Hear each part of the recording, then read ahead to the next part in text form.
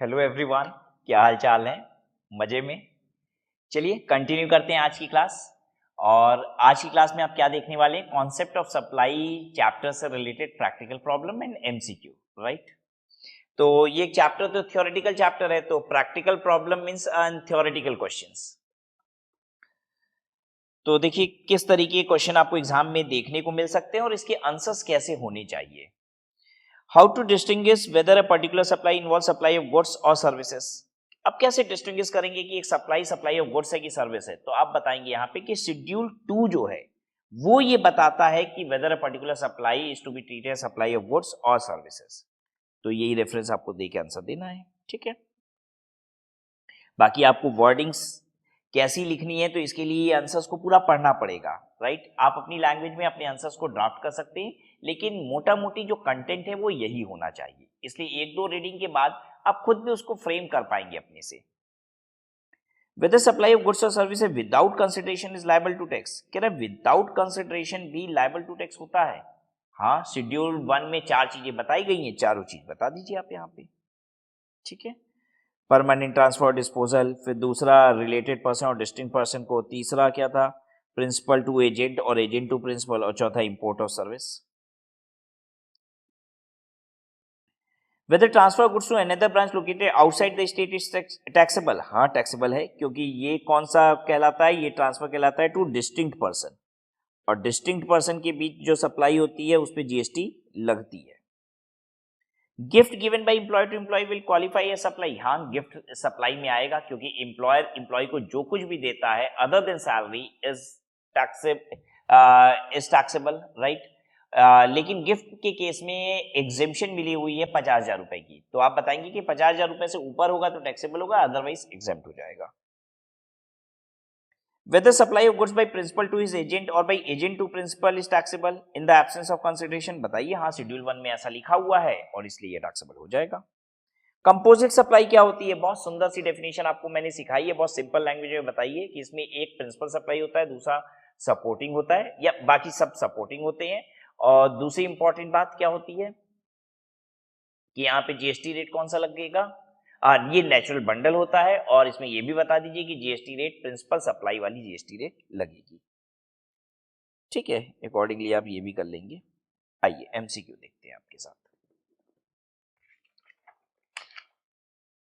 What are different types of supplies covered under the scope of supply? Supply के scope में कौन कौन C supply आएगी? Supplies made with consideration, हाँ। Without consideration, हाँ। Schedule 1 भी सप्लाई की डेफिनेशन में इंक्लूडेड है। Both of the above, answer is yes. What are the factors differentiating composite supply and mixed supply? Composite और mixed को क्या फैक्टर डिफरेंशिएट करता है? कह रहा है नेचर ऑफ बंडलिंग, आर्टिफिशियल है कि नेचुरल? हाँ करता है ये अलग अलग। एग्जिस्टेंस ऑफ प्रिंसिपल सप्लाई, हाँ ये भी एक फैक्टर है जिससे हम कंपोजिट सप्लाई और मिक्स सप्लाई को अलग अलग कर पाते हैं, समझ पाते हैं। Both of the above. What sort of supply is a pack of belt and wallet? अब ये सब तो आप बताइए। बेल्ट और वॉलेट, ठीक है, इसको एक पैकेट में बना के 2,000 रुपए का बेचा जा रहा है, बताइए क्या है? बेल्ट और वॉलेट। ये इसमें दोनों मेन सप्लाई है। बेल्ट की वजह से कोई वॉलेट ले लेता हो, वॉलेट लेना इसलिए बेल्ट भी ले लिया, ऐसा थोड़ी ना होता है। दोनों अलग अलग सप्लाई है और दोनों एक साथ बिक रहा है ऐसा अनुमान हर जगह हो रहा है ऐसा है भी नहीं। अरे कुछ लोग बेच रहे होंगे, लेकिन सब कोई ऐसे ही बेचता है, मतलब हम तो कभी पर्स अलग से खरीद ही नहीं पाए, बेल्ट के साथ ही मिल रही है, ऐसा थोड़ी ना होता है, ठीक है। तो दोनों मेन सप्लाई है, और नेचुरल बंडल भी ये नहीं है, तो मतलब आर्टिफिशियल बंडल है ये। तो where it goes, mix supply. What sort of supply is development of software? Software से रिलेटेड सारी service, development, upgradation, enhancement, whatever जितना भी था सब सप्लाई ऑफ सर्विस है। पहले बड़ा पंगा था प्री जीएसटी एरा में, वहां पे सॉफ्टवेयर को स्टेट गवर्नमेंट कहती थी भाई ये तो डब्बे में बिकता है, गुड्स है। सेंट्रल गवर्नमेंट कह रही है नहीं भाई ये तो सर्विस है, बहुत पंगा था। Which of the following is not a supply as per section 7? क्या सप्लाई नहीं है? Management consultancy service not in the course of furtherance of business. Import of service for consultation not in the course of furtherance of business. देखिए section 7 में यही बताया गया है कि फॉर कंसल्टेशन होना चाहिए, इन the course of furtherance of business होना चाहिए। एक ही चीज ऐसी है जिसमें not in the course of furtherance of business होगा तो भी चलेगा, वो इंपोर्ट ऑफ सर्विस है। तो ये वाला सप्लाई होता है, ठीक है। कौन सा सप्लाई नहीं है? ये वाला, क्योंकि इंपोर्ट ऑफ सर्विस के अलावा कुछ भी और है, इंपोर्ट और सर्विस के अलावा कुछ भी और है तब तो सीधे सीधे कह रहा है था ना, सप्लाई की डेफिनेशन क्या है, इन the course of furtherance of business होना चाहिए, फॉर अ कंसिडरेशन होना चाहिए। विदाउट कंसिडरेशन शेड्यूल 1 वाला हो सकता है, और इंपोर्ट और सर्विस के लिए not in the course of furtherance of business है तो भी चलेगा, कह रहा था। तो ये सप्लाई नहीं है।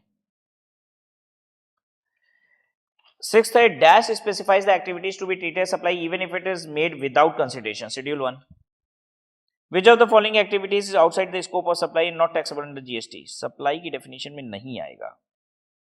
अच्छा, supply by services by an employee to the employer in the course और in relation to employment, employment में जो एम्प्लॉय को दे रहा है, हाँ ये सप्लाई ऑफ गुड्स और सर्विस में नहीं आता, ये सप्लाई में ही नहीं आता। सर्विस ऑफ फ्यूनरल, मैंने बताया था कि मरने के बाद जीएसटी नहीं है, जलाने की सर्विस, गाड़ने की सर्विस, क्रियाक्रम पूजा की सर्विस, उसको किसी गाड़ी में डेड बॉडी को ले जाते हैं उसकी सर्विस, किसी पे भी जीएसटी नहीं है, तो ये भी सप्लाई में नहीं आता, ये भी सप्लाई में नहीं आता। Actionable claim other than lottery, betting, gambling, ये भी एक्शनेबल क्लेम भी नहीं आता, ठीक है, तो all of the above is the correct answer. फिर है which of the following supplies are naturally bundled, इसमें से नेचुरली बंडल्ड क्या है? Rent deed executed for renting 2 different floors of building, one for residential another for commercial. आप एक single rent deed बनाए हो, एक में 2 फ्लोर के लिए, एक फ्लोर में आप रहोगे, एक में कॉमर्शियल मतलब बिजनेस करोगे, नहीं ये तो मिक्स्ड है। वॉच टाई बेल्ट, अरे वॉच टाई बेल्ट इसका कौन सा कॉम्बो है, ये भी मिक्स्ड है।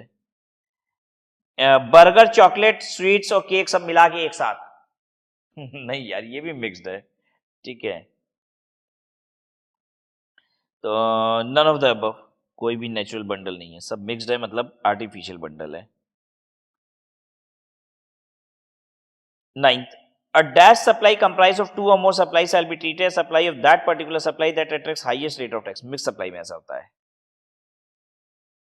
Which of the following activities is a supply of service, इसमें से सर्विस की सप्लाई क्या है? Transfer of right in goods, undivided share in goods, without transfer of title in goods, ये तो सर्विस है।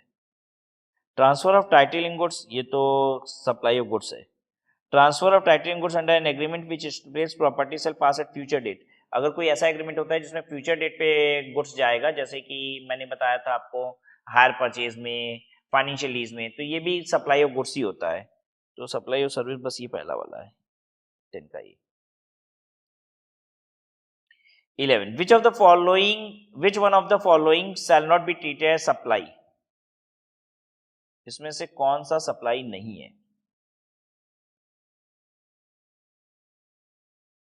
बताइए।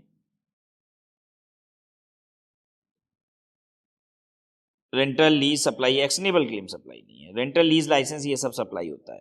विच of the following activities shall be treated neither supply of goods nor supply of service, supply of goods और service दोनों ही नहीं है, मतलब schedule 3 वाला item.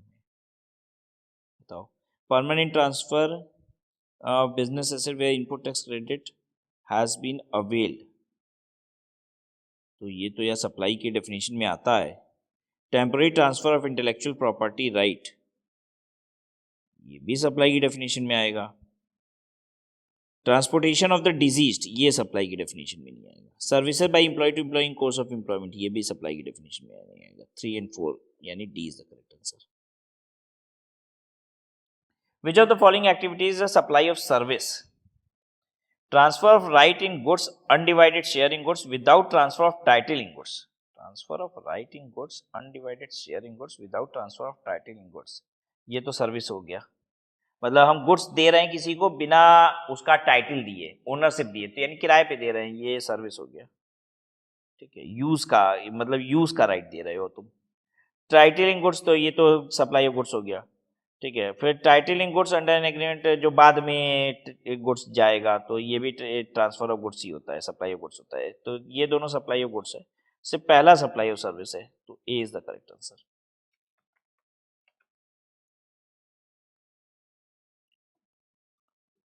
Which of the following service received in the course or furtherance of business without consideration amounts to supply? अच्छा, एक answer में सब इंपोर्ट से रिलेटेड बात कर रहा है, तो मैं आपको एक बात बता दूं, इंपोर्ट ऑफ सर्विस, ठीक है, अगर होता है number 1 in the course of business, दूसरा विदाउट कंसिडरेशन, और तीसरा फ्रॉम रिलेटिव। ठीक है, तो ये सप्लाई है, इंपोर्ट और सर्विस, क्योंकि इन ये दोनों बात तो लिख दिया, इन the course of furtherance of business है और विदाउट कंसिडरेशन है। तो इन the course of furtherance of business without consideration है, तो रिलेटिव से आना चाहिए। ये बात सबसे इंपॉर्टेंट है यहाँ, कि अगर रिलेटिव से अब मिल रहा है तब तो सप्लाई कहलाएगा, नहीं तो नहीं कहलाएगा। यही पढ़े हो आप, और ये बात कहां पे पढ़े थे आप? ये बात आप पढ़े थे शेड्यूल 1 में। शेड्यूल 1 में चौथा इंपोर्टेशन ऑफ सर्विस जो था, वहां पे आपने ये बात पढ़ी थी। ठीक है,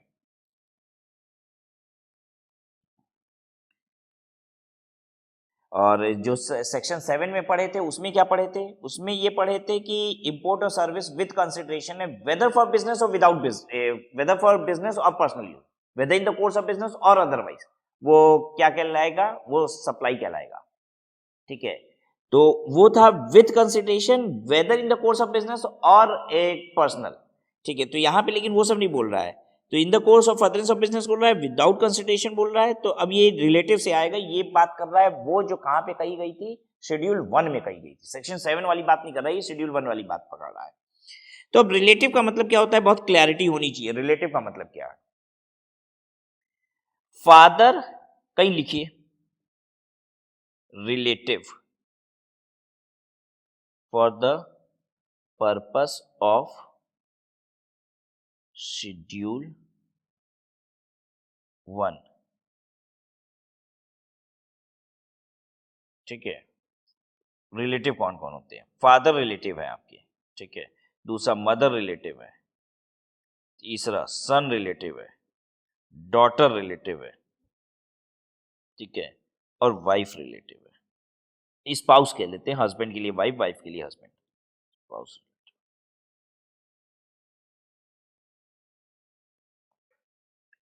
ठीक है, बाकी और कौन कौन रिलेटिव होगा? छठा, अगर डिपेंडेंट है, डिपेंडेंट ब्रदर है तो वो रिलेटिव है, डिपेंडेंट सिस्टर है तो वो रिलेटिव है। ठीक है, और डिपेंडेंट ग्रैंड पेरेंट्स हैं तो वो रिलेटिव है। इतने लोग डिपेंडेंट होंगे तब रिलेटिव है, बाकी लोग डिपेंडेंट हो इंडिपेंडेंट हो उससे मतलब नहीं। फादर मदर मतलब माँ बाप बेटा बेटी पत्नी, इतने लोग तो रिलेटिव है ही हैं। बाकी भाई बहन जब डिपेंडेंट है तब रिलेटिव कहलाएंगे। शेड्यूल 1 के लिए ध्यान दीजिएगा, हर जगह रिलेटिव की डेफिनेशन अलग अलग होती है। ये शेड्यूल 1 में जो रिलेटिव की बात कही गई है कि import of service from relative, जब बोलते हैं ना import of service from relative, तो वहां रिलेटिव का मतलब क्या है? ठीक है, वहां के लिए बोल रहे हैं। और अच्छा, शेड्यूल 1 में ये एक transaction between relative and distinct person है, तो वहां रिलेटिव की डेफिनेशन क्या है पता है आपको? वहां रिलेटिव पूरा हम लोग पढ़े हैं, डिस्टिंक्ट पर्सन का मतलब भी पढ़े हैं। ठीक है, तो ये उसके लिए इंपोर्ट और सर्विस फ्रॉम रिलेटिव, तो रिलेटिव का मतलब क्या है वो उसकी बात कर रहा है यहाँ पे। ठीक है ना, चलिए देखिए, इंपोर्ट और service by a person in India from his son well settled in US, बेटा रिलेटिव होता है तो यानी ये वाला तो सप्लाई कहलाएगा, ये सही है। इंपोर्ट और service by a person in India from his brother well settled in Germany, from his brother well settled in, भाई है जर्मनी में सेटल्ड एकदम, यानी अपना कमा धमा रहा है, यानी ये रिलेटिव नहीं हुआ। डिपेंडेंट होता तब रिलेटिव होता। By a person in India from his brother wholly dependent on such person in India in France, अच्छा फ्रांस में है भाई लेकिन वो डिपेंडेंट है, ओके, तो ये रिलेटिव हो गया। डॉटर, डॉटर तो डिपेंडेंट और इंडिपेंडेंट तो फर्क ही नहीं पड़ता ना, ये तो रिलेटिव होती ही है। डॉटर बेटा बेटी सब रिलेटिव होते हैं। ठीक है, तो आंसर हो गया इसका 1, 3 और 4, ये A is the correct answer. Which of the following statement is true under GST law? अच्छा, grand parents are never considered as related person to the grand, नहीं, ग्रैंड पेरेंट्स रिलेटिव होंगे, रिलेटेड कहलाएंगे जब वो डिपेंडेंट है, तो ये गलत है। Grand parents are always considered, always भी नहीं हो सकता। Grand parents considered as related person to their grand son और grand daughter only if they are wholly dependent, हाँ ये वाली बात सही है, होली डिपेंडेंट पे। आखिरी बात पढ़ लें, Grandparents are considered as related person to their grandson or granddaughter only if they are not dependent. Not dependent with हुई ना होंगे. Assuming that all the activities given below are undertaken for a consideration, state which of the following is not a supply of service. अच्छा, ये consideration के लिए है तो भी सप्लाई नहीं है क्या? रेंटिंग कौन सी ये सप्लाई है? Employee agreeing to not work for competitor organisation after leaving the current employment. कह रहा है एक एम्प्लॉय के साथ ये एग्रीमेंट हुआ है कि काम छोड़ने के बाद कॉम्पिटिटर ऑर्गेनाइजेशन को नहीं ज्वाइन करोगे, तो ये एक सर्विस है. एम्प्लॉय जो नौकरी करता है, जो काम कर रहा है, जिसके बदले में तनख्वाह पाता है ना, वो सप्लाई नहीं होती. ये तो सप्लाई यही है. तो ये भी सर्विस है, ये भी सर्विस है. ठीक है, नॉट अ सर्विस. हमको रिपेयरिंग ऑफ मोबाइल फोन, ये भी सर्विस है. Provision of service by an employee to the employer the course of employment, ये सर्विस नहीं है, ये सर्विस है. ये भी सर्विस है और ये भी सर्विस है. सब सप्लाई ऑफ सर्विस है तीनों. ठीक है, supply of service, supply of service, supply of service. ठीक है.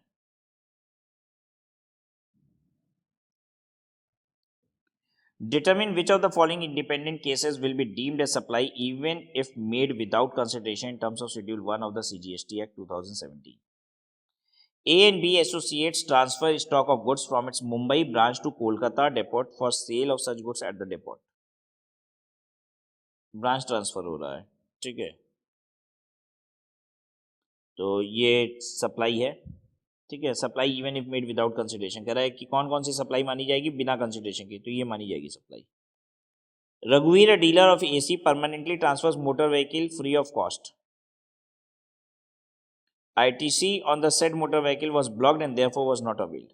अच्छा नहीं, जब भी हम कोई एसेट को, कैपिटल एसेट को परमानेंटली ट्रांसफर करते हैं तो उसकी आईटीसी अगर हम ले रखे हैं तब जाके शेड्यूल 1 कहता है कि ये सप्लाई कहलाएगा. राइट, उसमें क्या लिखा हुआ था? परमानेंट ट्रांसफर और disposal of business asset where ITC is availed. Here ITC is not availed, so this is not supply. Mrs. Riddhi, an employee of Sun Limited, received gift from her employer on the occasion of Diwali worth 21,000. 21,000 रुपया का gift मिला है, तो ये supply नहीं है, क्योंकि 50,000 रुपए से ऊपर की अगर गिफ्ट होती है ना तभी सप्लाई होती है. तो ये भी नॉट सप्लाई, क्योंकि ये 50,000 से कम था इस वजह से. ठीक है, तो 1 सप्लाई है. ए इज द करेक्ट आंसर. ठीक है. अच्छा, एक मिस्टेक हो सकता है आपकी बुक में भी प्रिंटेड हो. 8 का आंसर डी है, मैंने वो सही मार्क कराया आपको डी. यहाँ पे ए लिखा हुआ है, तो आप रेक्टिफाई कर लीजिए ताकि आपको कोई कंफ्यूजन ना हो.